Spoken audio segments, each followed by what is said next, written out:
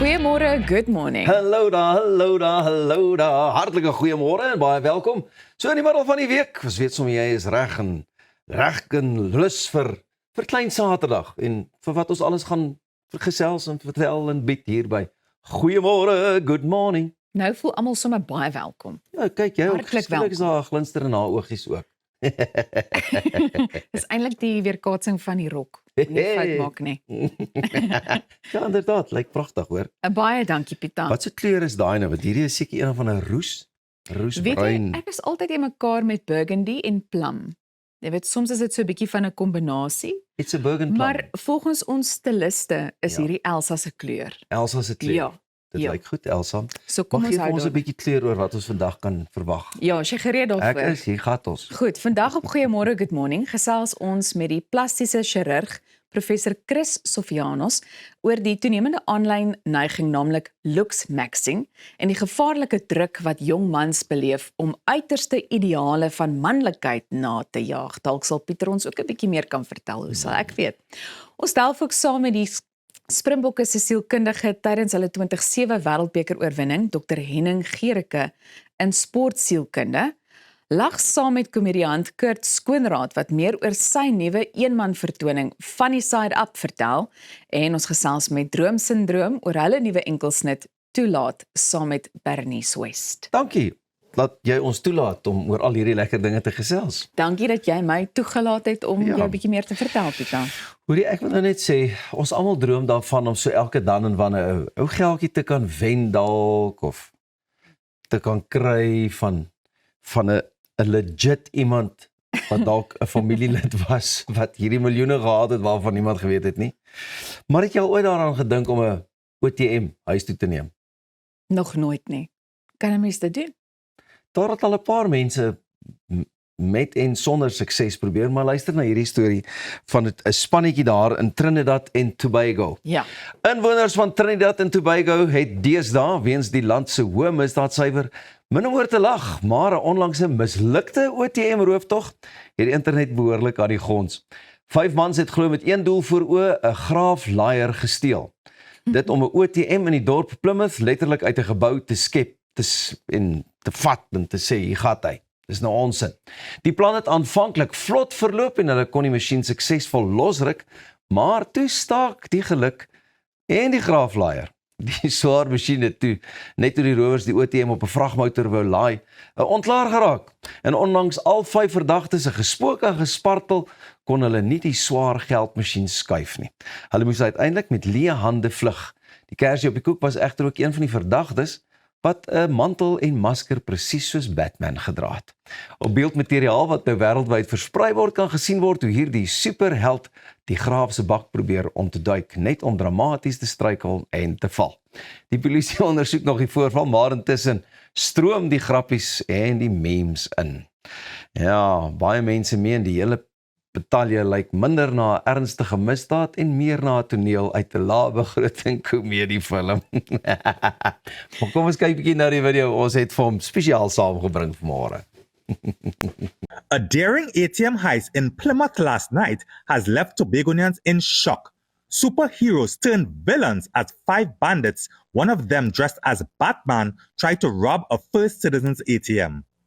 Police say bandits first stole a backhoe before driving it to Shelbourne Street. Using the arm of the backhoe, the thieves broke the wall of the building and dislodged the vault in mere minutes. However, CCTV footage showed the Cape bandit and his friends struggling to lift the vault onto the getaway van. After 10 minutes, the frustrated thieves jumped into the vehicle without the loot and escaped. En hulle kon nie eers die ou kassie oopkry vir 'n ou sentjie of 3 vir al hulle moeite nie. So die moeite was verniet gewees. Ja. Weet jy, wat kan ek vir jou sê? Ek weet dis nie 'n lagwekkende saak nie. So ek het nou so 'n Dis bietjie vir my baie funny. Maar dit is vir my snaaks dat die een ou soos Batman lyk. Nou dit my laat wonder, nie dat ons hier by Goeiemôre Good Morning so iets sal aanvang nie, maar indien jy nou wel agter 'n masker moes skuil. Watter Watter een sou dit wees? Dis mos nou die nuwe ene is nou He-Man and the Masters of the Universe. Nee, ek sal daarom wel enetjie kry wat my gesig mooi verskans, jy weet, soos The Joker. The Joker. Daar sy, The Joker. Dis wie ek sal wees. Ek het reeds 'n masker Is Ek dit? weet dit nie waar hy is nie, is ver weggebere, maar dit is 'n swart kat masker. Of sal jy Catwoman wees? Nee, die swart Oor die kat. swart kwad. Ja. What have we here? Ja. Wat 'n- My pa het spesiaal destyds vir my so 'n masker gekry en hy het ook so 'n mantel aan die masker vas en ek het met daai masker op my fiets gery hoor. Ek Els. was so 'n bietjie van 'n tomboy gewees. O, en dan ry vir Borrie Raka. Hoor jy sê net gou-gou vir my. Ek dink hierdie hele gedagte, as ek nou in retrospek moet kyk hoe hulle dit aangevat het en Ja. was glad nie vooraf beplan nie. Dit lyk voel nie vir so my nie. hierdie ouens het in Trinidad en Tobago gesit en they said, "Ja man, we had a lekker barbecue, ons het lekker gebraai." Hulle dalk een of twee verkeerde voggies gedrink en toe besluit hulle, nee wat ons weet daar staan 'n bulldozer en hier het dit, laat ons gaan. Verkeerde voggies of te veel voggies. Verkeerd en te veel dalk dink ek op hierdie stadium. Hulle het OTM maxing gedoen. Ons gaan later gesels okay. oor Lux maxing. Onthou net alkohol nie te koop aan persone jonger as 18 jaar nie. Ja, Goed, ons maar vertel hom net, die koffie was te sterk. Ons beweeg aan na volgende storie Pieter. Het jy al gewonder watter werke Suid-Afrikaners, jy weet waaroor hulle droom? Het jy al gewonder daaroor? Ja, Goed, die rede waarom ek vra is 'n nuwe wêreldwye studie deur die finansiële diensverskaffer Remitly het Google soektogte in 145 lande ontleed en Suid-Afrika se lysie is 'n heerlike mengelmoes van tradisionele en moderne sogenaamde hustles. Jy weet. Nou in Suid-Afrika bly die beroep as dokter steeds die nommer 1 droomberoep, maar die res van die top 10 wys hoe die wêreld verander het. In volgorde droom ons mense van loopbane en hierdie is nou alles in Engels. ja. So brand ambassadors, nee, Ja, of ons almal handelsmerk ambassadeurs, DJs of platejoggies, content creators of inhoudskeppers, akteurs en dan die sogenaamde vloggers, nee. Jy moet ook begin met 'n vlog. Gevolg deur onderwysers, prokureurs, YouTubers en vlieëniers.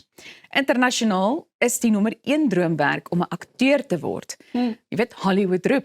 Die beroep kry meer as 222,000 jaarlikse Google soektogte. Nou vlieënier is tweede, maar soektogte het met byna 50% gedaal. Tog bly vlieënier die top droomwerk in 11 lande. Ander droomwerkneigings sluit in prokureur wat sterk gestyg het tot in die globale top 5 en dan ook die beroep as veearts, vliegpersoneel en dan ook polisie wat gewilde keuses bly. Interessant, né? Geen TV-aanbieders nie. Niks nie. Nee, wat? Dis mos nou as jy seker 'n vlogger is of as jy 'n brand ambassador is of iets, dan is jy seker nou outomaties maar 'n Ai nee, Pieter, Aanbieder of ek so? saamstem daarmee nie. Hæ? Miskien besluit die mense hierdie is dood eenvoudig net te sien nie tergend. kyk hier, ek kan aanbied, ja, en ek hoef nie te bekommer te wees oor 'n regisseur wat in my ore vir my sê jy moet nou klaar praat of jy moet meer praat of so. Ja, maar ek moet sê, interessant, ek het dit self ondervind met my kinders, hoe die een nie weet wat hy wil doen nie, die ander een weet presies wat hy wil doen, hy kom gesels oor wat hy wil doen, en dan sussie wil daarom in die mediese rigting ingaan. Dit klink vir my na 'n heerlike mengelmoes. I want to be a pilot. Bly waar jy is. Ons is nou weer terug en as jy nou eers aangesluit het, 'n hartlike goeiemôre, good morning.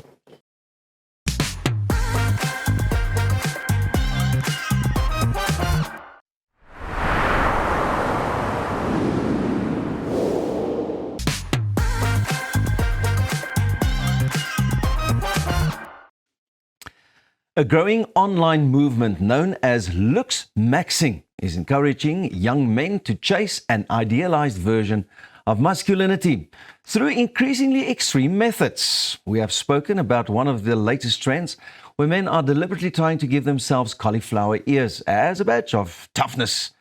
Here on Goeiemorgen, good morning. Medical experts are warning, though, that what might seem like a harmless internet trend can lead to permanent damage.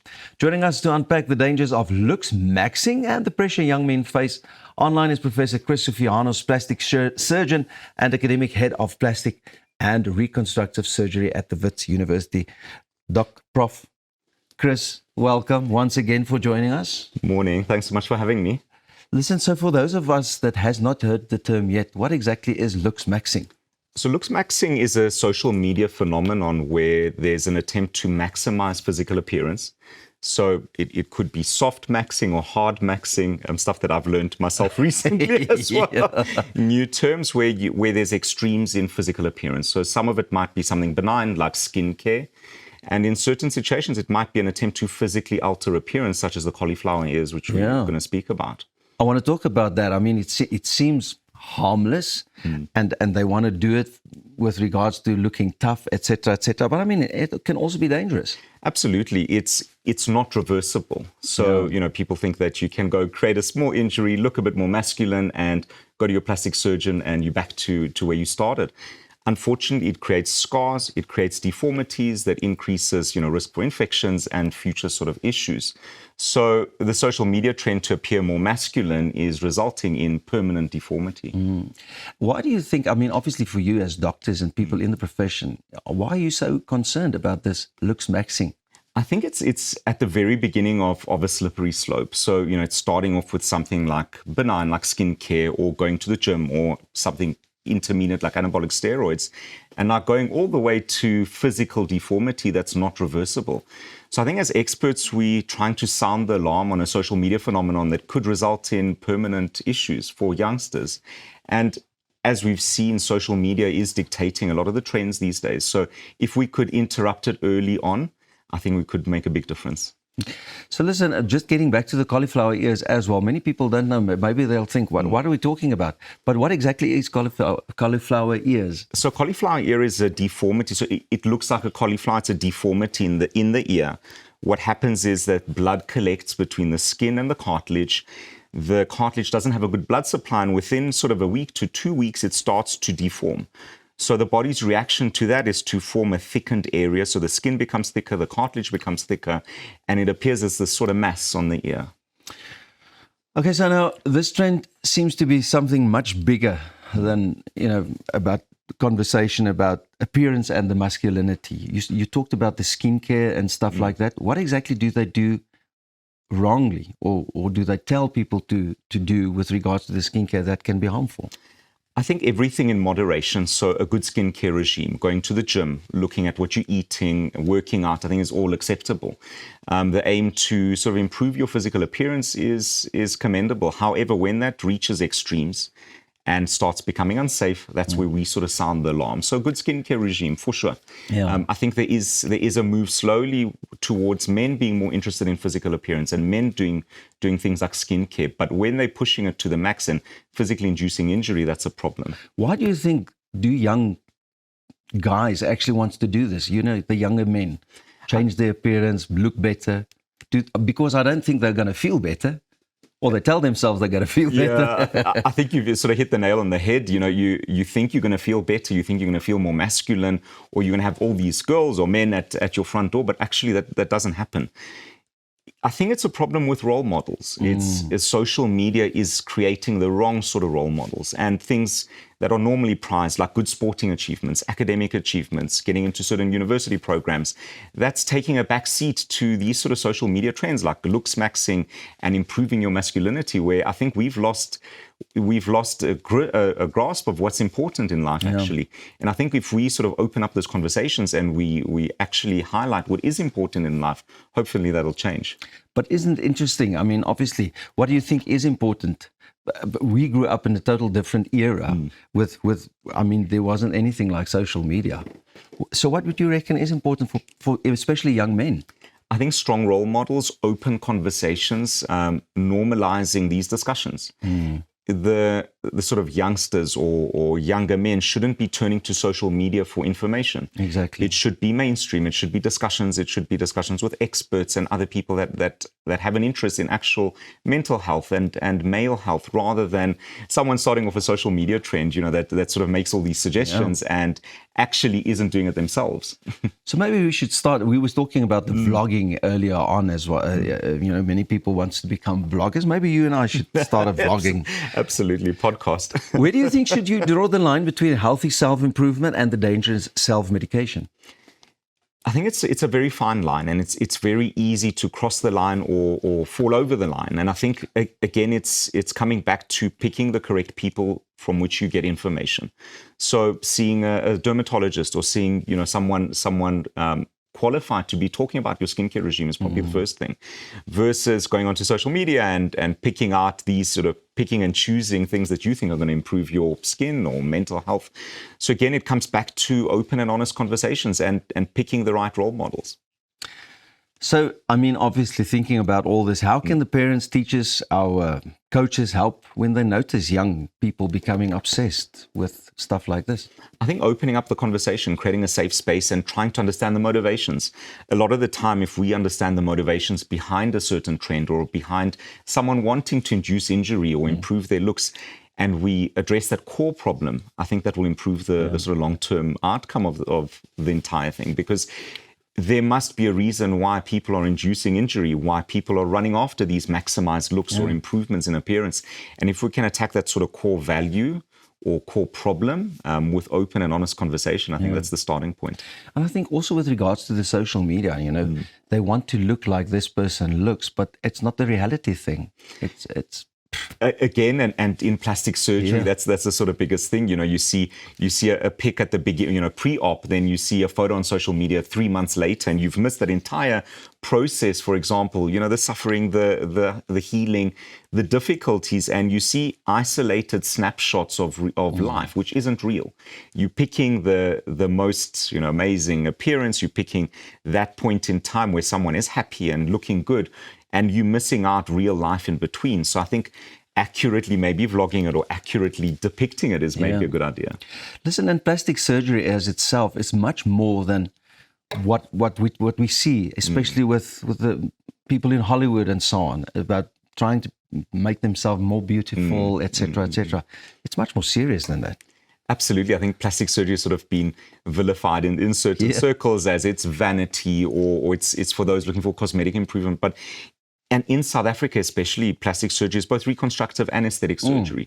So at Wits, we do a lot for cleft lip and palate. We do cancer reconstruction. We do breast reconstruction, which is very different to the cosmetic surgery. Again, I'm not minimizing cosmetic surgery because I do a lot of cosmetic surgery.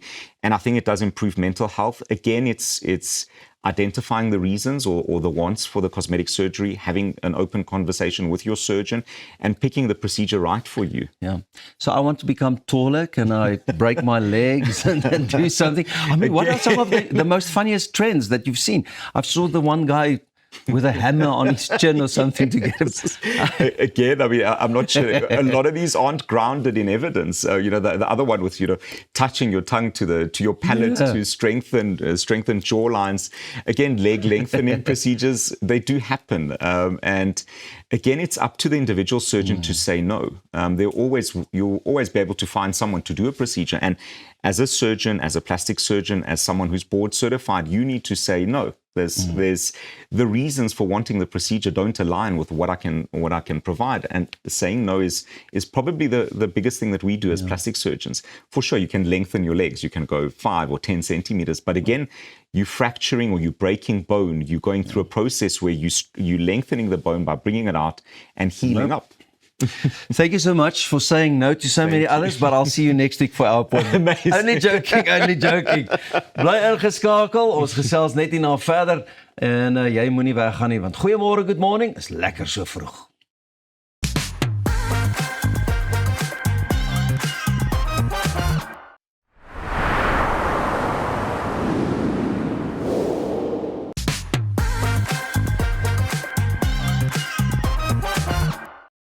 Jy kyk na Goeiemôre, Good Morning Sporttyd. Ek is Arnold Geerts. Nou ja, fisieke voorbereiding is nie een deel van sukses in sport. Die grootste wedstryd word dikwels tussen die ore gespeel en natuurlik gewen of verloor. Ons volgende gas weet presies wat dit verg om onder geweldige druk te presteer as sportsielkundige van die Springbokke tydens hul 2007 Wêreldbeker oorwinning.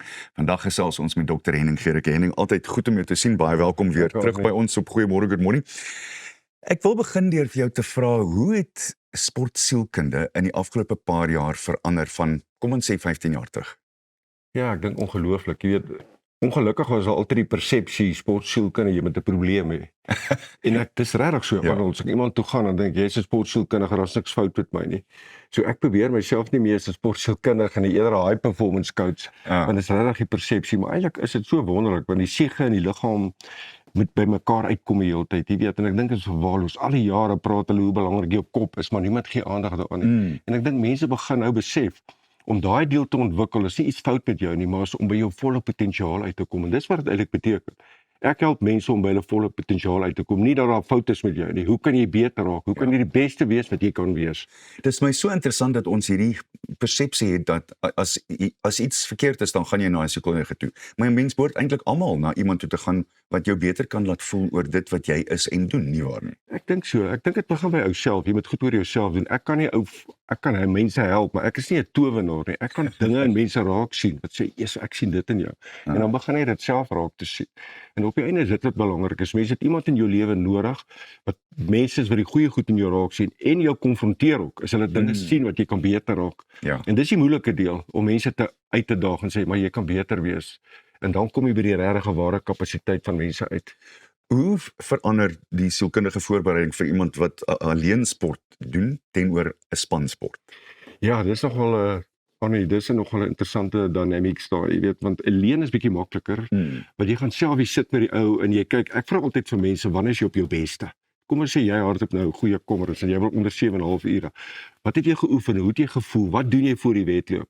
Wanneer was jy op jou beste? Hoe het jy gevoel en hoe het jy gedink? En dan dieselfde, jou swakker wedloop, hoe het jy gevoel, hoe het jy gedink? Dan gaan begin die ou self-awareness te kry. Ekskuus vir die Engels, maar self-awareness, selfbewustheid te kry. Maar dis individueel, maar groep moet jy by die groepsdinamika werk, want elke ou invloed mekaar. As Evan Etzebeth nie op sy beste is nie, is 'n Pollard nie op sy beste is, beïnvloed die hele span. So daar's soveel baie ander goed wat 'n effek speel en mense verskillend, want ek onthou ons Durant voor 'n wedstryd kan ek vir ons opgesaai het of ons sê hy daai ou gaan dit, daai ou gaan, maar ou se Jacques voor jy met jy kalm, maar ou se Skalk Burger maak 'n grap met jou voor op die veld hardloop. Dan dink jy hierdie ou se reg nie, maar hy's eintlik op sy beste as hy so is. Dis my 'n baie interessante ding. Mense het al hierdie verskillende Lego stukkies wat jy aan mekaar moet sit in 'n span opset en jy werk so gereeld met spanne, jy werk nou saam met Kaizer Chiefs. Dis 'n kuns om te weet hoe om die ou so te behandel en die ou anders. Ja, dis nogal, jy met iemand, ek is 'n ou vir verhoudinge, jy weet, dis vir my die belangrikste, as jy met 'n ou verhouding vorm, want almal het hierdie sielkundige profiele en ek wil 'n profiel doen, ek wil dit doen, ek glo daarin, maar nie heeltemal nie. Ek glo mens met iemand leer ken, mens moet uitvind wat in sy hart aangaan. Want as jy uitvind wat in sy hart aangaan, dan kan jy by hom uitkom, dan kan jy hom verstaan hoe hy dink, en dan kan jy sien wat hom laat tik. En dit is nogal belangrik, want elke ou is anders. 'n Kurt Lee byvoorbeeld, ek kan dit noem, en hy sê dit ook, jy weet, hy speel rugby om vir sy ma huis te gekoop het. Dis sy why, dis hoekom hy rugby speel. Want hy sê sy ma het swaar gekry, goed. So sy motivering is totaal op 'n ander vlak as 'n ander ou. So 'n ander ou doen dit om vir die Here dankie te sê. 'n Ander ou doen dit vir ek wil dit net geniet. So elke mens is uniek en as jy kan uitvind wat maak hom op sy beste, dan kan jy 'n kampioen in enige mens sien. Ons het Bafana nou net gesien terugkom van wat 'n lelike verloor was teen Mexico en uiteindelik deurgedring na die laaste 32. Wat van daai kopskuif? Hoe het jy dit van buite af gesien? Ja, dis ongelooflik, jy weet, want uit die aard van die saak, haar eerste wedstryd kon jy sien hulle is baie tentatief geweest. Hulle was amper verdedigend geweest. Amper oorweldig. Die hele atmosfeer in plaas van om braaf te wees, want dis 'n groot ding in sportsielkunde. Jy moet mense uitdaag om nie met vrees te speel nie, maar om uit te gaan met waagmoed. En dis die teenoorgestel wat gebeur. Maar toe daai tweede wedstryd teen Tsjek, het hulle net daai laaste helfte so begin, iets het aangekom. Jy kan sien, as jy selfvertroue, niks gebeur, hulle liggaamshouding, hulle voel net niks gebeur, en ewe skielik kry jy daai strafskop, daai penalty, en toe verander dit. En hulle is van toe af, ek het regtig gedink, hulle het 'n baie goeie kans teen Kanada gehad, en hulle het eintlik relatief goed gespeel. Maar dit is nogal, dis 'n kultuur wat daar was, en 'n afrigter wat in mense glo, en kan sê, hey, jy was nie op jou beste nie, maar kos doen dit, en dis wat hulle reg gekry het. Ek dink hulle het baie meer reg gekry as wat hulle misluk het eintlik al nie. Ek wil jou nie in 'n moeilike posisie plaas nie, maar jy werk saam met die bulle. Hoe draai die bulle hierdie ding om van elke keer in die eindstryd kom, maar nie die knoop kan deurraak nie? Ek het gehoop jy vra my nie daai. Nee, weet jy wat, ek voel eintlik, hulle het nou 4 keer verloor, dis die realiteit. Ek moet baie keer die realiteit ook vat, jy weet, en die eerste keer wat hulle nog Leinster daar gewen, die eerste jaar die halfeindstryd, toe moes hulle WP wegspeel. Die tweede jaar moes hulle Glasgow gewen het. Dis die realiteit. Daai wedstryd moes hulle gewen het. Die laaste 2 wedstryde was Leinster 'n so goeie span as jy nie op jou beste is nie. En jy vra nou vir my, hoe kry jy dit reg? Jy weet, ek dink Die belangrike ding is om nie 'n groot ding te maak en te sê ja, ons het 'n probleem nie. Maar nou is dit al 4 keer, nou begin jy dink, maar wat is dit dat ons nie op ons beste kan wees nie? Ja. In die gevolgtrekking wat ek bygekom het, jou beste spelers moet daai dag, kom ons sê 4 of 5. As jy 'n Springboks van wil jy Colby moet op sy beste wees, Pollard moet op sy beste wees, Pieter Stepp, 'n paar van ons ouens was net nie op hulle beste nie. Dis en ons het foute gemaak. In die eerste 2 minute wat druk op ons geplaas het. So op die einde van die dag is jy daai tipe wedstryd speel wat jy finaal speel, moet jy op jou beste wees. Jy nie op jou beste is. Nou vra jy vir hoekom is jy op ons beste nie? En dit is so, dis 'n vraag wat ek nie altyd die antwoord het nie, maar dit is, ek dink byvoorbeeld, nie om uit te brei, ek dink die speler speel te veel ook, en dis wat gebeur. Dit is so. So nou het jy daai kritieke ou nodig in daai wedstryd, maar as jy gaan kyk die laaste 3 wedstryde, was hy nie meer op sy beste nie. Nou wil jy met daai goed speel. Maar hy's net fisies so ou wat hardloop. Hy's net over the top hier. En die brein is 10 en meer moeg as die lyf. Jy's 100% daar. Ja. Dis presies wat daar gebeur. En dis 'n bietjie deels nie om verskoning te maak. Jy moet nooit verskoning maak. Jy's nie goed genoeg nie, jy moet wen. Maar jy weet, om te sê die ouens het nie big match temperament nie. Dis kampioene daai, maar aan die einde van die dag, Hulle het dit oor en oor bewys. Dis nie eers, ek dink nie eers dis 'n bespreking nie. Dis net 'n kwessie van daai eerste trappie wat mens gaan doen as jy gaan wen. Laastens, vir mammas en pappas wat sportseentjies en dogtertjies by die huis het, wat sal jy vir hulle voorstel is 'n goeie prinsip om te onthou as jy wen of verloor? ja, ek dink is belangrik. Ek sê altyd, waaroor het jy beheer? Vir mammas en pappas, ek kyk altyd na 'n kind en sê, hoe was sy houding gewees? Is jy op houding? My liggaamshouding, ek was positief gewees. Ek het nie op die tennisbaan gesê, eers nou dit swak gegaan, ek wys my frustrasies nie. Hy met 'n goeie houding. Die Engelse praat van attitude hê. En dan, ons praat baie daarvan, maar op die einde van die dag is talent. Daai kind wat talent het, is 'n jonk. Is nie die een wat noodwendig gaan presteer nie. Ek beloof jou, Arnold. Ja. So vir my die twee goed is houding en dan natuurlik jou werksetiek. Is daai ou gespeel het en hy het gehardloop of hy tennis gespeel of golf gespeel. En sy houding was op die beste gewees. Wen of verloor is irrelevant as jy jonk is. Maar die houding was reg en hy het reg alles ingesit en hy het gegroei en gesê, hoe kan ek beter raak? Dan maak jy kampioene groot. Maar as jy op wen of verloor alleen fokus, is jy in die moeilikheid.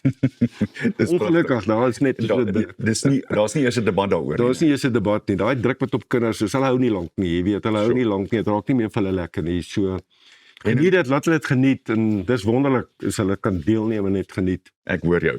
Baie dankie vir jou tyd. Soos altyd, ek kan vir ure met jou hieroor gesels. Dankie Annie. Henning Gericke, natuurlik 'n topatleet ook op sy tyd gewees. Ek hoop julle is nou gereed om so 'n bietjie te giggel en selfs te skaterlag, want ons gesels net hierna met die komediant Kurt Skoonraad. Bly ingeskakel. Jy kyk na Goeiemôre, Good Morning. Lekker om jou saam te hê.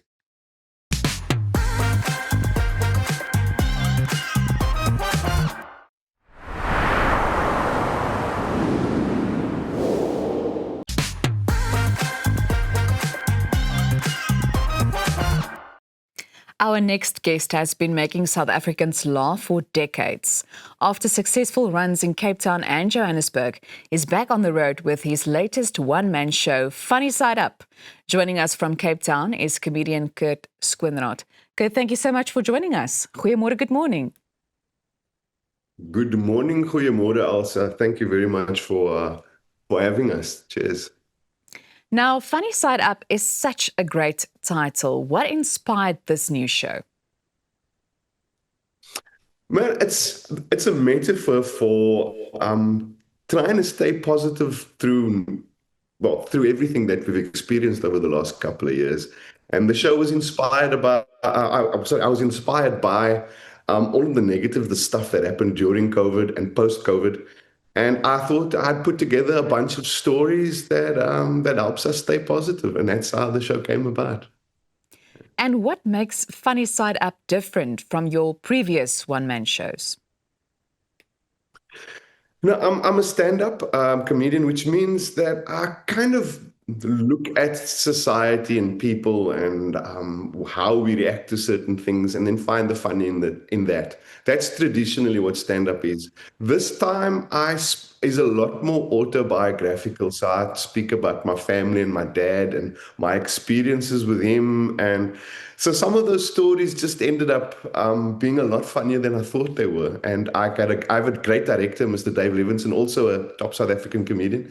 And he kind of guided me through that process. And the show's been doing very well. People have been accepting it really nicely and loved the storytelling that came along with it. So I'm really chuffed with that.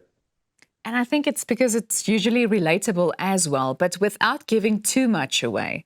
What aspects of modern life have given you the most material this time around? Technology is, I mean, especially a person in my 50s, for example. I'm finding out that as a comedian or as a public person, I'm needing to deal with social media and learning how to do it because it's a whole new skill set. So I'm trying to find out how to do all of these things, and it's been humbling on one level and very interesting on another. I'm getting better and better at it all the time. So it's a whole new career almost, because it's a full-time job. Doing social media is a full-time job. And back in the day, all I had to do was do comedy. Now I've got to be a social media expert, or at least try to, and do the comedy on the other side. So it's been very, very interesting that way. Yeah. Now, Kurt, South Africans have an incredible ability to laugh during difficult times. Why do you think humor is such a big part and important part of who we are? Max, as South Africans, I think we are way ahead of the game when it comes to dealing with adversity. I mean, after our history, for example, we still came out tops. The average South African is just such an interesting, the best way to describe it, South Africans are like the 8-year-olds at the 10-year-old birthday party. We're happy to be there. We're happy to be involved in the rest of the world again. But also we have an understanding of struggle. We know that it's not going to last forever. And some of the best South Africans come out of forging that kind of experience and knowing that we end up better at it. I've traveled quite a bit as a comedian in different parts of the world. And I find that South Africans are way ahead of the game as far as accepting and diversity and rolling with the punches and being able to just adapt to things. And that makes us very, very special also. Now, you've been performing for many years now. Have audiences changed? And if so, what do they laugh about compared to when you first started? Definitely. That's a very good question.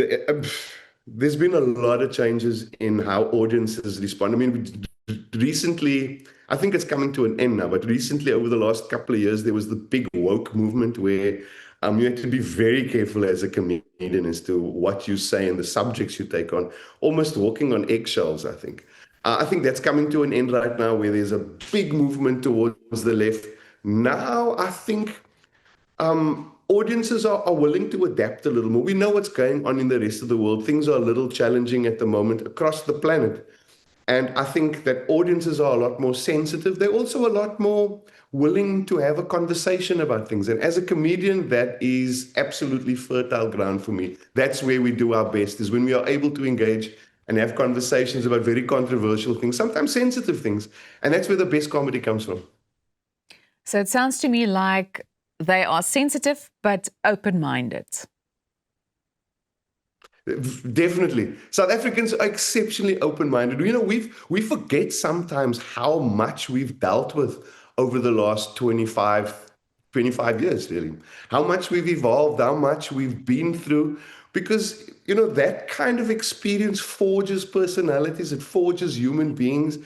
And I think when you get to experience other cultures and you travel quite a bit, you find out just how special South Africans are when you get to spend a bit of time. And we don't struggle to laugh at ourselves at all, which is a great sign. It really is. I would still like to focus on the audiences just for a moment. You've performed all over South Africa. Do audiences in different cities have different personalities? Oh, definitely. Cape Townians are a little, they'd like to believe they're a little more discerning, so their responses will be like, interesting. Whereas I think Joburgers are real kind of work hard, party hard type of people. So when they're going out and they're going to a bit of comedy, they let you know that they're having a great time. They really do. I'm off to Gqeberha this weekend for a show there. I haven't performed there in a while. So I'll let you know how they responded. I'll check what their vibe is. But traditionally, the guys from the Eastern Cape have always been very, very warm, welcoming audiences. And I hope to have that again on Friday evening. Now, this is now officially the moment to sell this production. If people are looking for a good night out, why is Funny Side Up the perfect excuse to leave the house and enjoy some laughter?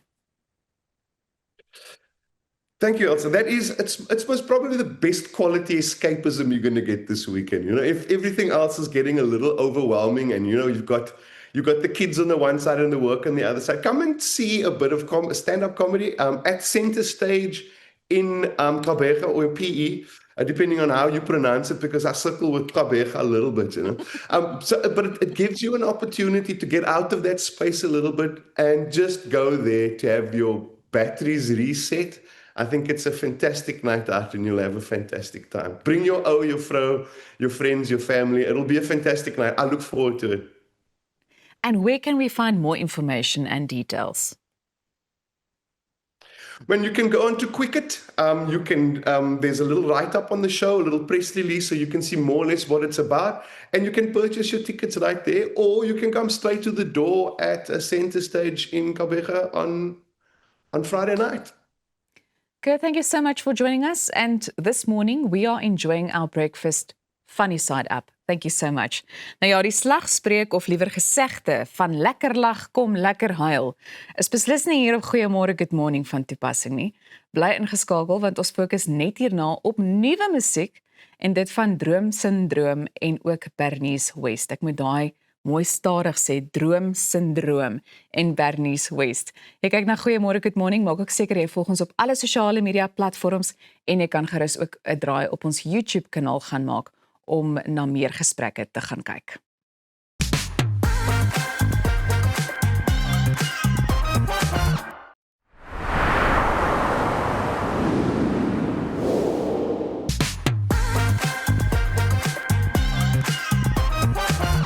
Droom Syndroom is hier, hulle het hande gevat saam met Bernice West en dit was Toelaat, so 'n stukkie van Toelaat wat ons vir die mense gespeel het. Ja. Welkom julle, goeiemôre. Baie dankie. Baie dankie.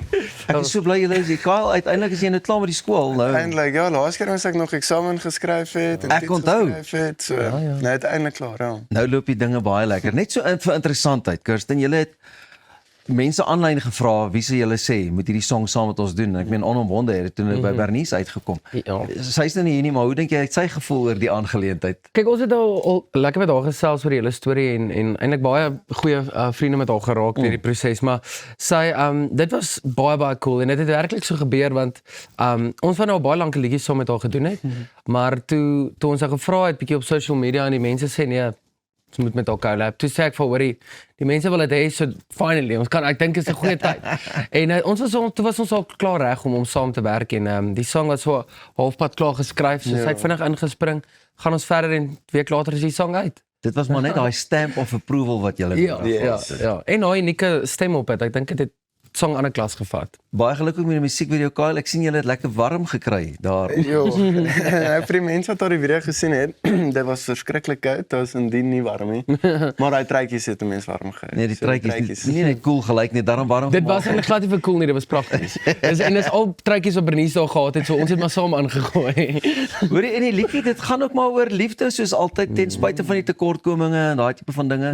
Ja, ek dink maar, sit in 'n verhouding, mense dink altyd die moeilikste ding is om iemand lief te hê of om iemand te vertrou, maar eintlik is die moeilikste ding maar vat dit nou van 'n 19-jarige is om iemand toe te laat om jou lief te hê. So dis eintlik die boodskap, ja. Ek wil net vra, jy weet wie die meeste insig wanneer dit by liefde kom tussen julle twee. Wie wonder die meeste, wie weet die meeste? Ek het nog dieselfde goal vir my hele lewe lank. So ek weet nie veel nie, maar ek dink ons figure dit ook maar net uit en ek dink liefde is nie iets wat jy ooit moet forceer nie. Dis 'n baie mooi ding. En ons draai altyd in ons songs dit verduidelik. So ek sal die kykers bietjie aanraai om te gaan lees na die lirieke. Dis baie moeite ingesit in dit. En natuurlik ons skryf ook alles self. So kan bietjie ons perspektief hoor en 'n 19 en 'n 26-jarige se perspektief hoor. So die liedjie toe nou vir julle 'n ander spin gekry toe Bernice bykom, jy weet, het sy 'n bietjie verander of het sy net ingeval gesê ek love ook en laat ons hom doen? Ja, hy definitief ons het hom redelik klaar geskryf gehad. So ons het hom hierdie kan vir die final song gevat en self daar in sy home studiootjie op die rekenaar, nie 'n actual studio. Ja. Maar daar gebou. Dis julle studio. Ja, Dis dit is waar alles gebore is. Ja. En dus toe kon ek dit vir haar speel. En toe het ek nog haar stem gaan daar hoog falsetto gesing en vir haar sê ek hoor hierdie harmonies. Ek kort net nog so 'n bietjie van 'n tweede versie. Toe sy vinnig ingespring en sy het eintlik niks gaan verander en sy het dit gehou, net so, sy het dit gelove, maar net haar presence op die song. So unieke combo en ek dink dit het net so gewerk nou. Dit was kind of baie gevoel van toe skuif jy daai stoeltjie so terug en jy doen 'n mic drop en jy sê, "Wie is dit?" Ja, dit is like so Simon Cowell. Toe sê ek weet jy wat, ons het dit. Ons het dit. Ek meen al julle liedjies en goeders, die kreatiewe proses is seker ook altyd die lekkerste en as ou aan die einde dink waar alles begin het en hoe hy nou uiteindelik daar ook geëindig het en goed. Selfs ook maar met hierdie liedjie, was daar 'n punt wat jy ook geweet het hierdie een gaan werk. Ek dink nog steeds, ek dink die mense voel ooit so. Ja, mense weet nooit eintlik nie. Dit is die vreemdste ding dat mense net soms besluit, o ja, hierdie is die sang wat ons gaan luister. Dit is wat gebeur as 'n song hit of goed doen. Is dit maar net mense besluit nou hulle like die song. So dit is nie iets wat ons as kunstenaars kan beheer nie. Maar ek moet sê dis amazing dat ek voel mense verstaan wat ons wou doen met die liedjie en dat dit resonate met hulle. En van die boodskappe en die comments wat ons gekry het, is werklik waar dit maak dit vir ons 'n treffer, al was dit een persoon, maar dit is so special om te sien mense is verlief op die song of huil op die lied of net dit beteken hulle kry hulle op 'n maandagooggend bietjie aan die gang, jy weet daai tipe goed is wat dit special maak vir ons. So elke song wat ons uitsit en een persoon so kan raak, is 'n treffer. Dan is julle happy. Ja, ons is happy. Hoe lank is julle nou al in die gang? Die tyd vlieg so vinnig. Dit voel soos nou die dag wat ons mekaar eers keer ontmoet het. Ja. Dit is mal. Ek dink ons is nou jaar 4, né? Ja, ons gaan nou vir sterk jaar 4 in. Ja. Yes. Ja, jy's 19. Ja, ek so is toe in 19. graad 9 jaar 15 was het ons sonneblom uitgesit. Kan jy dit oor vertel? Ja, dit gaan vinnig. Maar dit is eintlik ook langer dan voor Droomsindroom het ek 'n keer sommer gefokus om gereeld by die kerk op te tree, of by 'n restaurant vir 'n burger en chips. Ja. So ons het maar ons oefening Kerk en bars gedoen. En tot vandag toe kan jy jou elke nou en dan sal ou julle ook daar sien, jy weet, dan Ja, is jy natuurlijk. weer terug en doen jou ding. Ja, ons vandag. Julle het nou al, ek meen julle het nou gesê julle bou met Bernice werk en so, is daar nog kunstenaars en nog moontlike collaborations waarna ou kan uitsien saam met julle? Ja, snaaks genoeg ek dink ons het nou met Bernice Sales, daar's iets wat ons nou beleef het. Ons het nou al saam met ekskuus, krap my keel so vroeg. Toe maar dis vroeg. Ja, dis alright. Ons Jy het het al sokker gekyk tot laat gisterand. Ek het. Nee, ek het. En dit was very interesting results. Maar ja, ons het nou al saam met Zansonnekus gecollab en saam met Van Plets gecollab, Spoegvol gecollab. 'n Baie artists al gecollab. Ja. Maar snaaks genoeg, hier is die eerste keer wat al multiple, jy weet, boodskappe inkom van mense wat sê maar kan ons nog ietsie doen. Nice. So ek het vir ons het 'n bietjie oor Bernice self gesê ons moet dalk bietjie sit en nog so 'n paar songs skryf. Kyk wat uitkom. So mense weet nooit, dalk weer met Bernice. Mense weet nooit waartoe dit gaan gaan nie, maar ja, ek dink vir nou ons wil graag nog so 'n bietjie so 5 droom songs. Uitsit vir die einde van die jaar. Net iets nog musiek maak, so dalk is daar iemand wat saam inspring. Laat daai stereo werk. Ek sal julle toelaat om asseblief soveel as moontlik musiek te bring. Manne, dankie dat julle so vroeg vanmôre hier by ons ingepop het. Baie dankie. Altyd lekker. Dankie man. En baie geluk met 'n great song. Baie dankie. Dis dan alwaar vir ons tyd het vanoggend, maar ons sien julle weer ruimskoots môreoggend hier by Goeiemôre, Good Morning. Vir my en die res van die span, mooi bly mooi en sorg dat jy nooit ophou droom nie. Lekker dag.